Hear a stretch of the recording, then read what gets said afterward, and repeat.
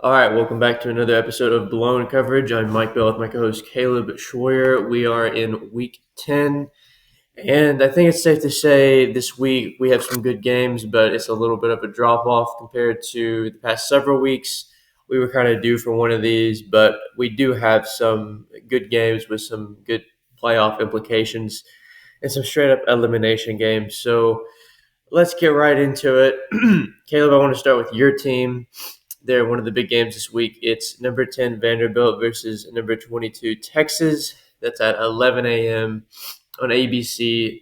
Vanderbilt has opened as a 2.5 favorite. That line's kind of moving around a little bit. What are your thoughts on the game? Well, I think it'll be.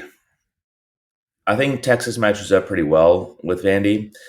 Biggest thing is we don't know if Arch is going to play that game. He just got in a practice yesterday, if I'm not mistaken. So we don't really know if he's going to be ready to play on Saturday.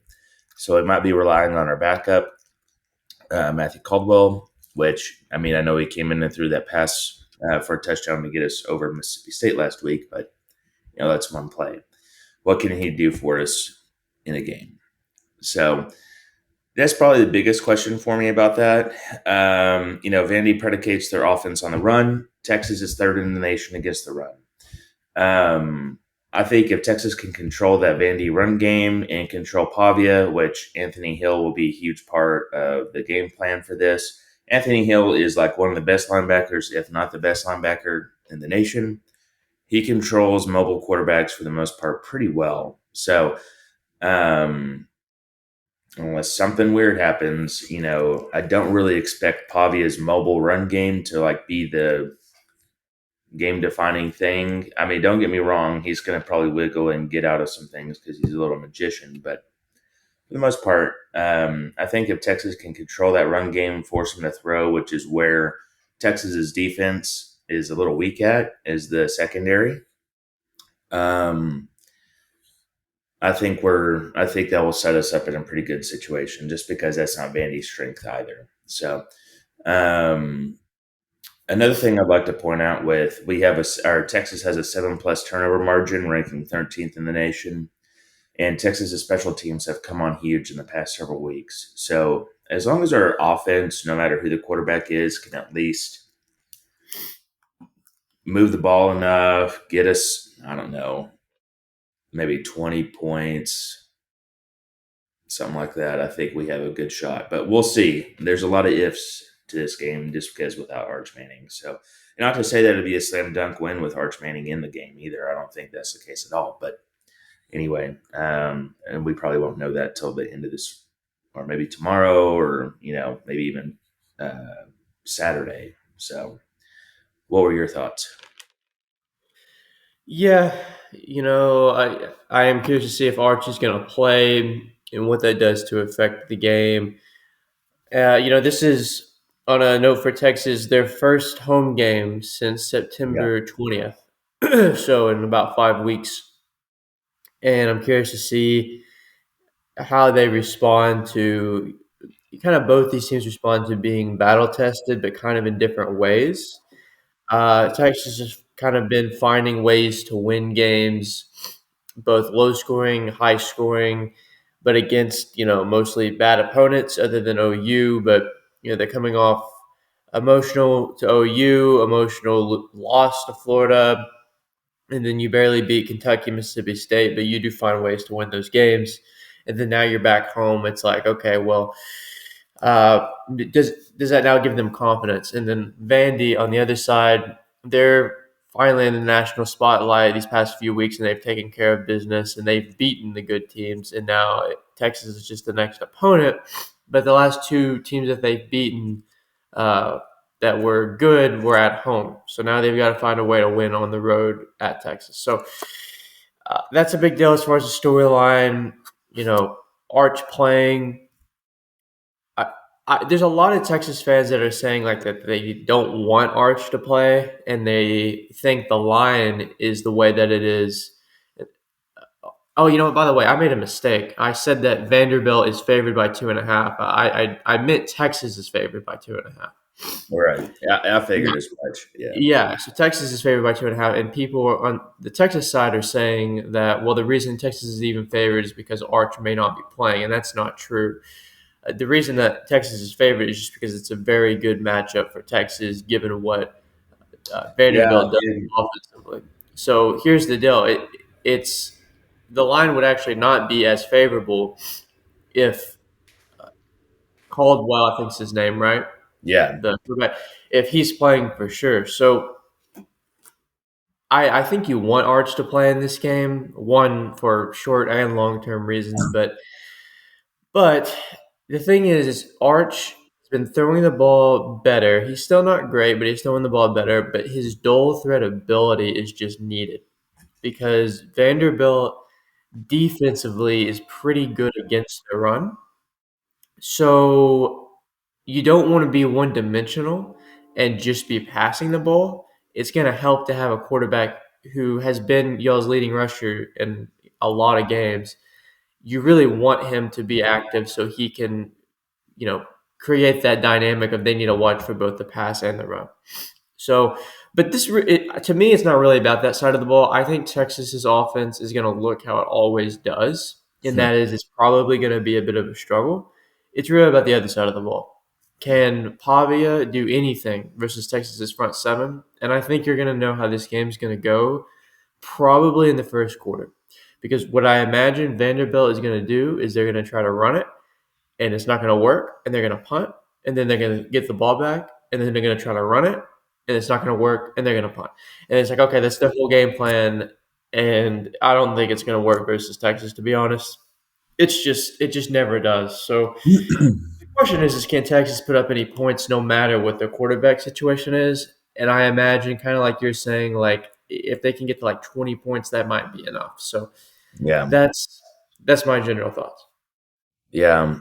And, you know, Matthew Caldwell is a little similar to Arch as far as like can he run? Yes. He's just not as, well, really and truly haven't, like, we haven't seen him a whole lot of this year to even see like how his running ability is. Okay. I mean, Arch Manning, though, like, he is like a really good runner, though. So I doubt that Matthew Caldwell is as good of a runner as he is. Um,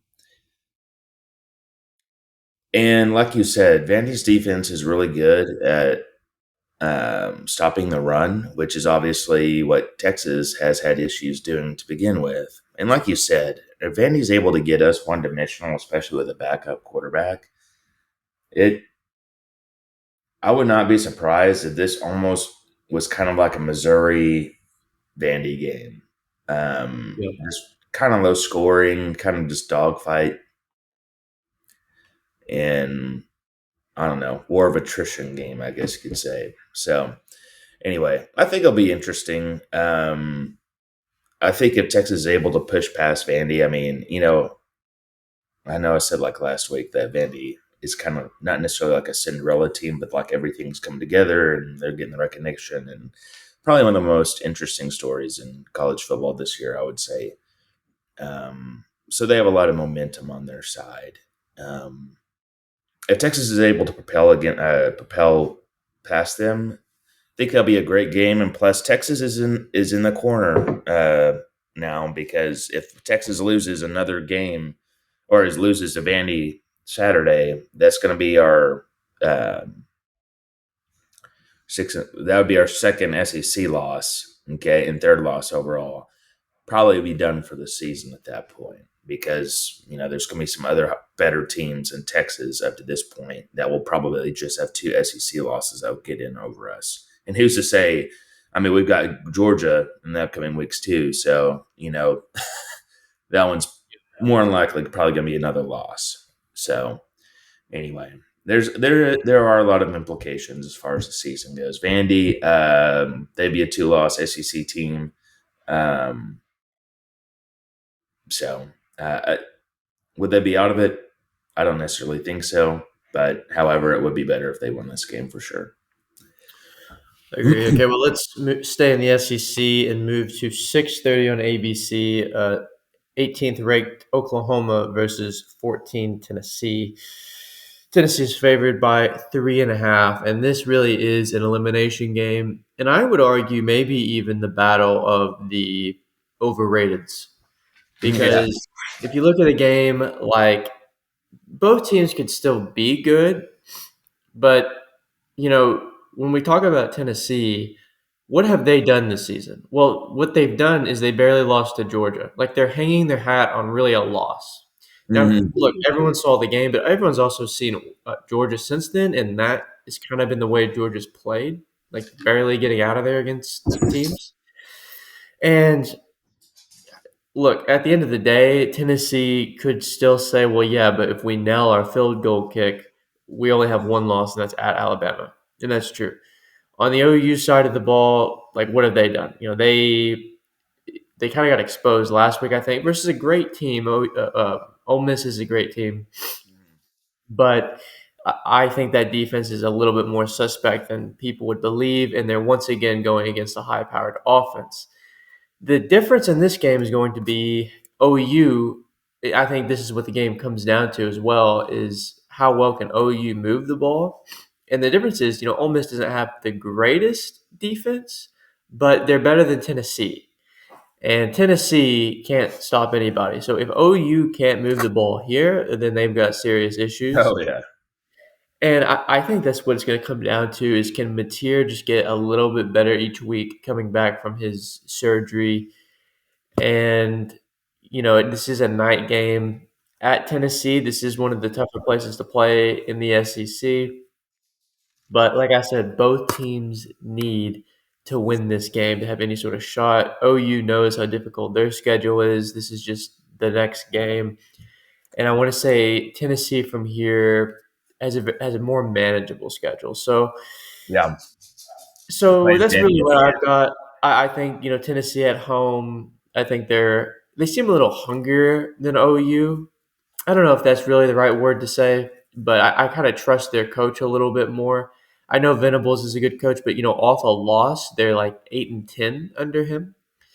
So I don't know. I trust. I think the coaching staff a little bit more for Tennessee, and yeah, that's what I got on this game. Well, I think in comparison of the coaching staffs, I think Josh Heupel has done more with less at Tennessee than Brent Venables has done at OU. Because if you look over the past, like, I mean, I don't know if they got hired on the same year or not. I mean, I really want to say they did, but I don't know off the top of my head. But anyway, OU has had like top 10 recruiting classes like pretty much every year. Okay. And I would probably say that Tennessee has had top 15 or probably right around there. Okay. So they have Tennessee has some players too, but not sometimes to the same caliber as OU does. In what always happens, Tennessee's always got a really good offense. And last year, their defense was closer to the middle of the pack, and the other years their defense has really sucked. So once Josh Heupel can figure out how to get some defensive players over there, good coaches, good scheme. I mean, Tennessee is really going to be a force to watch. So, um, like you said, it's kind of funny how you put it, like a game to see like who's real and who's not, or whatever. I put a game of opposites, offense and defense, right? Tennessee, great offense, horrible defense, and vice versa for OU. Not really a great offense at all, and not really or in a really great or potentially good defense. I think they're good. They got exposed to where it's not one of the top ones, but we're really going to see though if OU can be a top defense for the second week in a row facing a high-powered offense. And honestly, I think Tennessee is a little similar to Ole Miss's offense, just because they're quick. They do like to run the ball, but they like to air it out pretty quickly too. So it'll be kind of interesting to see OU's defense second week in a row. I think home advantage will be key, just because Tennessee at night, it's like a different animal. I mean, this is a big game, right? Um, so both 6-2, kind of a prove it game, like you were saying, to be honest with you. So, in the situation, I trust Josh Heupel more. Josh Heupel has won like bigger games, bigger situations than Brent Venables has up to this point. And like I said, I think he's done less, or I think he's done more with less. So yeah. Okay, let's stay in the 6:30 time slot and move over to the Big Ten now, and that is USC versus Nebraska on NBC. USC ranked number 23 in the country. You know, I'm pretty excited for this game. You're going to get more of these as we're kind of in the last third of the season. These middle to higher tier Big Ten teams are going to start facing each other more, whereas kind of in the middle of the season, it's a lot of like the upper teams against the bottom teams, and there's not much to see. And we've talked kind of all season about who that fourth Big Ten team is going to be. And I will just tell you, as far as the seeding is concerned, I don't think it's a lock that the Big Ten even gets a fourth team, but they probably do. And that's kind of what this battle is. Big Ten or Nebraska has two losses in the Big Ten. USC just has one. If USC can win out and just have one loss, they're probably in. And it's interesting. USC's favored by 6.5, but this is really an opportunity for both teams to do what they haven't done in now a couple of years, and that is Nebraska hasn't beat a. I don't have this stat in front of me. Maybe you do, but Nebraska hasn't beat a ranked opponent. I want to say in like 3 years. Hmm. And then USC under Lincoln Riley hasn't beat an opponent on the road in the Big Ten since he's arrived. So, really, an opportunity for both teams to. We've kind of talked about it all year, but get over that hump. Let me And ask you before you don't or go further. With that being said about Lincoln Riley not winning, how much would you attribute? Because a big thing with that is like the traveling, how much he's having to travel to go to some of these games. Do you think that is real, or do you think that's just something like an easy excuse? easy excuse. Well, I guess it's a bit of both, but like I'm sure it's difficult. But at the end of the day, like teams do it, and we're not just talking this season. This has been a problem for his teams since he Yeah, took. So, like, yeah, I'm sure. I'm sure it has an effect, but like, yeah, definitely not easy. I mean, because that's got to suck some of those times, like flying, like across the country. But like, I mean, don't get me wrong, perfect storm situation, like, okay, maybe I could say maybe the traveling is kind of what kind of did him in. But I mean, that's so, I don't know. I don't know. I think that's such like kind of a BS excuse, to be honest, because it's like no matter what, you've got a week to prepare and kind of get ready mentally for all this. And, you have a team of people to figure out how to efficiently get your team from point A to point B and what the best plan would be. I agree. The only thing I'd say is being on the road, just in general, does matter more in college. So Oh, I for could sure. It see does. the longer the trip, the more it matters. So yeah, I mean, looking at their schedule, like they had to go to Illinois, they barely lost by two. At Notre Dame, kind of same area of the country, lost, and then now it's at Nebraska. That is kind of a tough stretch for their road games to be kind of cross Yeah. country like that. And then their next and final road game is at Oregon, which is kind of more on the same side of the country. But here's the deal. If they can find a way to pull this off, and they're favored, and I'm kind of surprised they're favored by this much, but they Hmm. host Northwestern and then host Iowa, which could be a big game, just depending on what Iowa does. And then obviously at Oregon is going to be a big game. So yeah, I would just say Nebraska, if they win, people are already talking about Matt Rule, in terms of his job and is he going to go anywhere? He wins this game, that is going to be talked about even more. Oh, You're going to start talking about Nebraska even more. It's like, okay, are they that fourth playoff team? The rest of their schedule is at UCLA, at Penn State, and then hosting Iowa. Don't get me wrong. I don't think Nebraska's a lock to win those games. I think it'll be interesting. But if you lose this game, you're for sure out of it. Both these teams know they need a win. Night game at the Nebraska, and you know their fans are just dying to get a win like this. And I would even borderline say they may rush the field if they win this game Oh because yeah, opponent. probably. They're pretty desperate. Yeah, They only lost by 3 to Michigan. Now I remember that game now, and it wasn't that close. But at the end of the day, they only lost by 3 to Michigan, and then they go to Minnesota, get blown out. Kind of a weird game, but yeah, anyway, that's all I got. I'm actually pretty excited to watch this game. It'll be on like the side by side for me with the Tennessee Oklahoma game. yeah. But that's really all I have to say about it. Yeah, I mean, pretty much to piggyback off of you, not game at Nebraska, which, pretty much while we've been able to really kind of take college football seriously, Nebraska has been kind of a joke.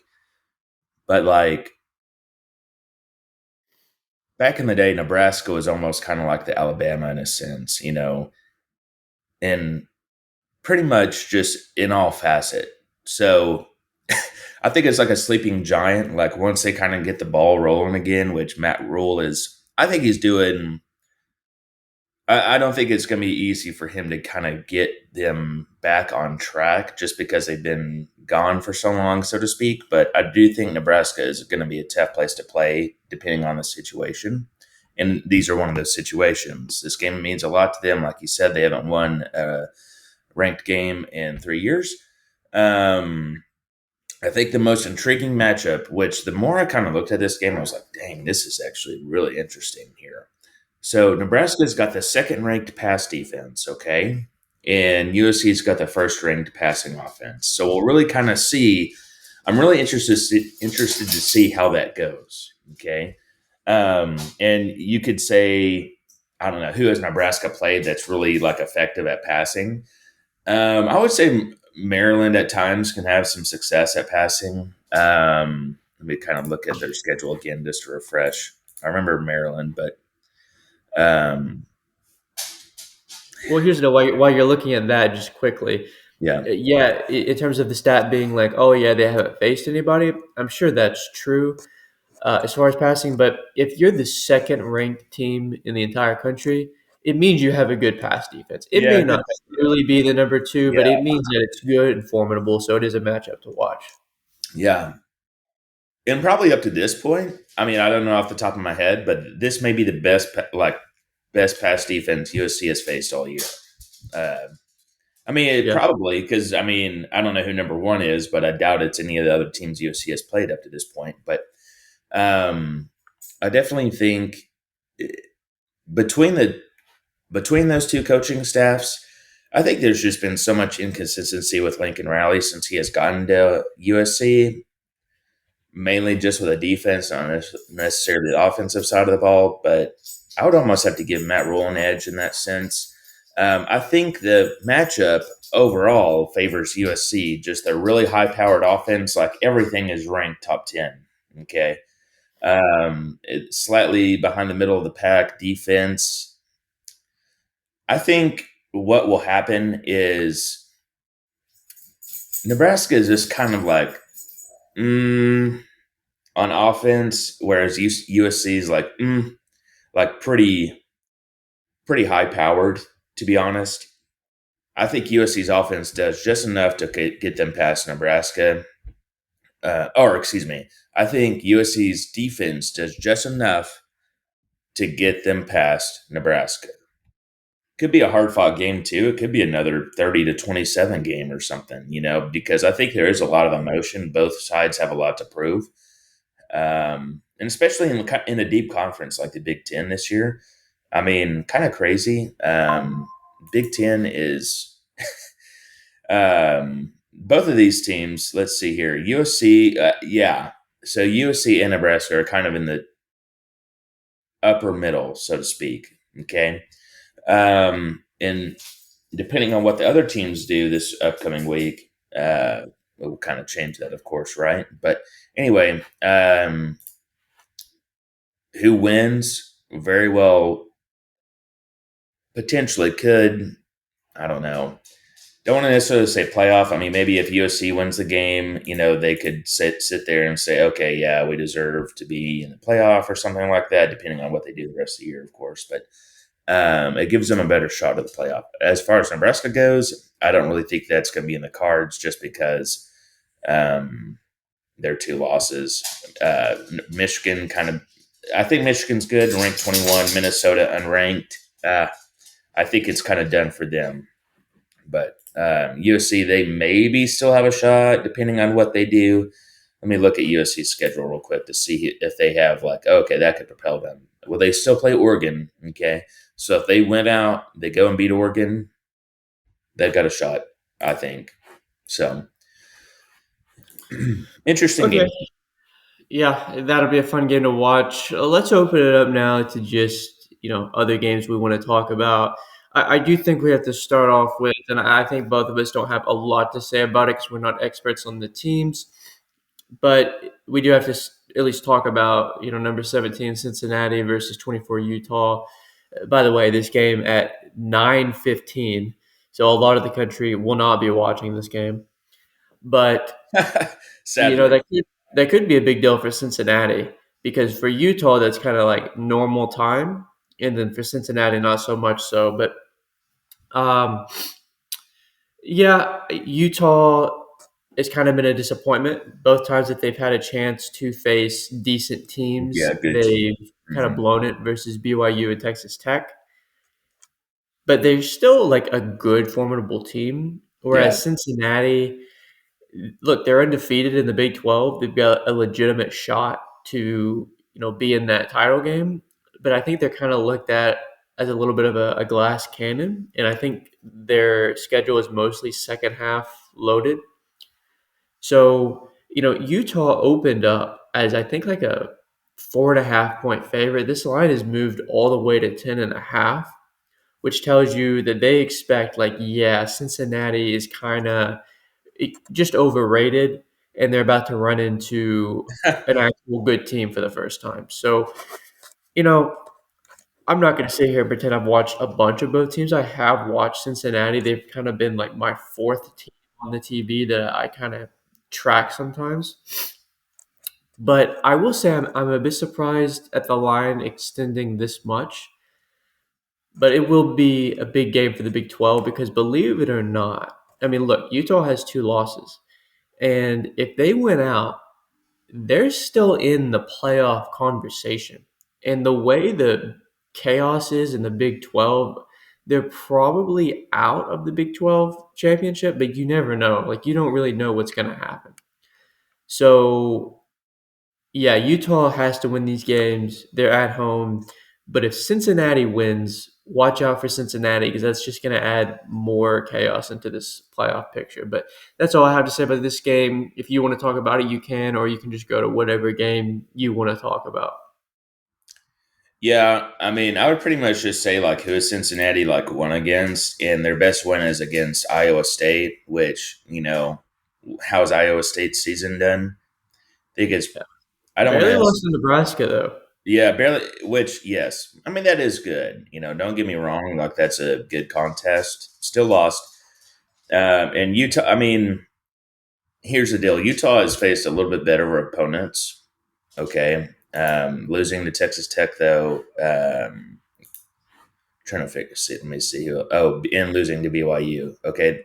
Arguably like there were two teams from the Big 12 that could maybe like let's say put a threat in the college football playoff. It'd be those two teams. Utah lost them.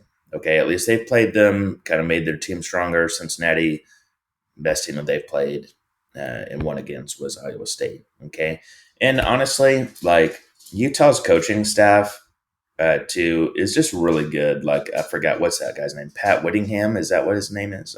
I forget, but the guy always has a consistent team. Really good physical run game. Does just enough in the passing. Um, just crap. I can't think of the word, but they don't really turn the ball over all that much. Man, I want to say technique, but anyway, Utah's they got to get over a hump and they could be a good team. I think like this year, Utah's remaining schedule is Baylor, Kansas State, Kansas, which I think they'll be favored in all those. And then they'll be, 10-2. So it'd be kind of interesting to see, depending on what the other ones do. Big 12 will be crazy in a couple weeks, but that's really all I have to say. Maybe wish this game were a little different time zone or a different time, but that's it. Okay.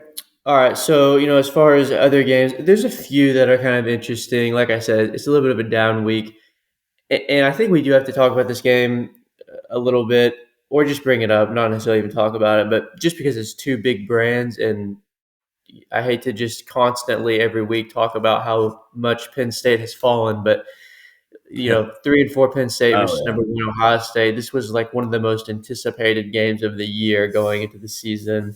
And even after the Oregon loss, because everyone thought, hey, this will be Penn State's next, maybe last chance. And they're expecting it to be a 6-1 Penn State versus a 7-0 Ohio State. And now here we are. It's an 11 a.m. kickoff, and Ohio State's favored by 20 and a half. So, boy, has Penn State fallen. I have nothing more to say about that. yeah. But wouldn't it be interesting if Penn State, they've still got a lot of talent, if they could keep this close? I don't expect them to win the game by any means, but could you just imagine if Penn State did something crazy here? It would just be like, what in the heck is going on Well, with here's the that team? deal, and I've not watched them since Drew Aller got injured, so I have no idea how their backup quarterback has been playing for them. But listen, like you said, boy, what would that do to Penn State this year? Not that they're going to the playoff or anything like that, but this is like kind of what if scenario on steroids for Penn State. Like, what if they came out, held their own with Ohio State, beat them? Okay, and it'd probably be like a last second field goal situation or something like that, just because Ohio State is like super good. I mean, I think in all likelihood it'd probably be like a 20-point victory for Ohio State, but I'm just saying, man, just Penn State's probably had to have this circled even before anything happened this year, right? And so I think they're going to do the best they absolutely can, because no matter what, they're what, three and or are they 4-3 now, 3-3, something like that. Three But and four. yeah, Jesus, 3-4. If they were able to go out and beat Penn State, it would put a little bit of a band aid on the boo boos, so to speak. So I don't know, man. Gosh, man, like, yeah, if Penn State hadn't like fallen,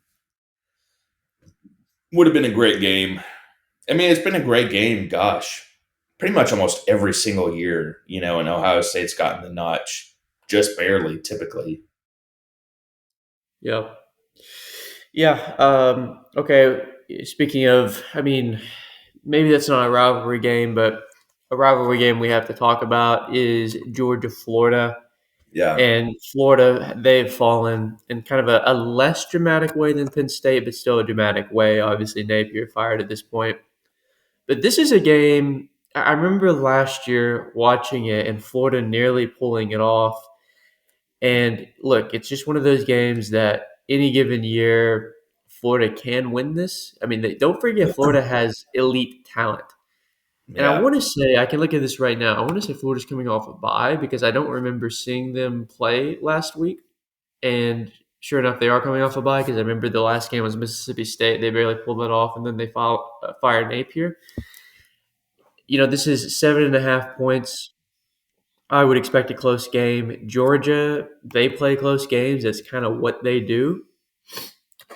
And yeah, I think this will just be a fun game to actually see on TV. But in terms of games remaining for the rest of it, we do have, and you can talk about this game if you want, but just quickly before I'm kind of done with what I was going to talk about, Navy, North Texas, that's kind of an elimination game for that 12th spot. There's four teams really in it, and they're all like in the American. It's Navy, North Texas, Memphis, and South Florida. And Navy's undefeated right now. Navy wins out, they're that 12th team. So they're all trying to get in the American Championship, and North Texas has that one loss. They lost to USF a few weeks ago. So this is actually a sneaky good game to watch at the 11 a.m. time slot. So I will be watching that. North Texas is favored by 6.5. Navy has faced like nobody to this point, and then the next opponent is Notre Dame. So if they do win this game, that could be a really exciting game next week. But that's kind of my thought, honestly, on the entire rest of the slate and games that I'm excited about. But what other games are you excited about? Anything else you want to touch on? Well, I think. Oh man, it just left my mind. What game was it that you were talking about before the Georgia, Navy? Florida.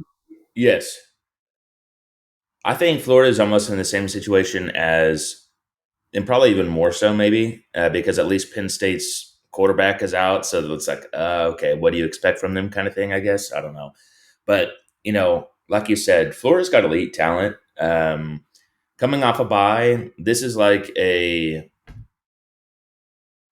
I don't want to say prove it situation, but it's kind of like, what are we going to do from here, guys? Kind of thing, Perfect game for the, like, if Florida were to go out and win against Georgia, that would put some oomph to them. So it means a lot to them, right? I mean, it's a rivalry game, and really, I remember like when we were like kids, really, and maybe here and there around like 2000, it kind of fizzled out probably around 2010 ish. But every year before that, like 5 years before that, it was like back and forth every single year. It was like definitely one of the top games of the year for sure. Like Matthew Stafford, Tim Tebow, Aaron Murray. Trying to think who was the next quarterback. Forgot his name, but anyway, Georgia Florida game was always one of the best. It's kind of fallen just because Florida has, but it could be interesting. I'm curious to see how Florida shows up after the bye week because yes, they can, if they come in and do what they need to do, they can definitely pull it off because it's not like Georgia's offense is like that high powered. Their defense is good, not as good as it has been. So if Georgia's able to go out there and kind of light it up, which I'm not expecting them to do per se, I'm just saying there's opportunity for Florida to kind of take some chances and exploit Georgia's flaws. And I don't know, it could happen. Rivalry game too. It's one of the better rivalries in college football, so anything can happen. That's really kind of all I had to uh, bring up. To be honest with you. Okay. All right. Well, listen, that's kind of all I've got for the episode. Is there anything else in general you wanted to talk about as it relates to this week or anything college football wise? I don't think so. I think that's pretty much it. I do think there's probably going to be some really good games that we don't expect to be good that will be good, Yeah. and so the reaction video will be interesting whenever we do that. So, but yeah, other than that, I think I'm all done. All right. Well, let's wrap it up. This has been another episode of Blown Coverage. Caleb, I'll see you next time. All right, see you.